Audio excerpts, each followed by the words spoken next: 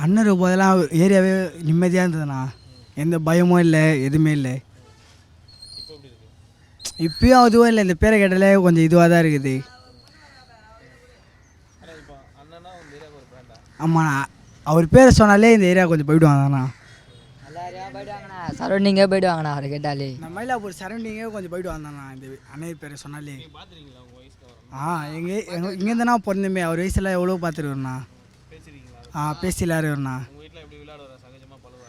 சின்ன பசங்க போல் எப்போதும் விளையாடுவார்ண்ணா. எங்கள் வீட்டிலாம் ஜாலியாக இருப்பார் போலண்ணா.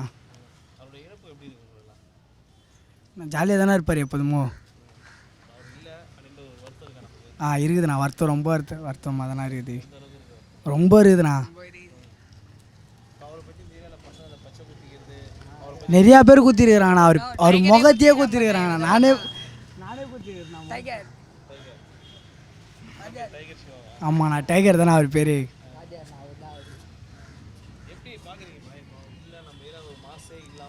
ரொம்ப வருத்தமாக இருக்குதுண்ணா அவர் பேரில். அது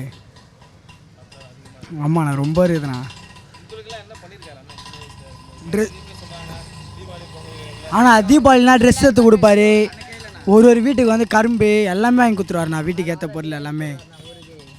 வாரம் பிரியாணி போடுவார்ண்ணா ஊருக்கு.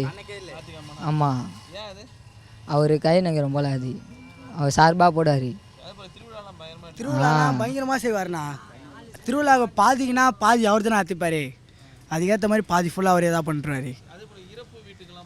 ஆமாண்ணா, எந்த காரியம் இருந்தாலும் சரி, ஃபங்க்ஷன்னாலும் சரி, எல்லாத்துக்கும் அவர் போவார்ண்ணா.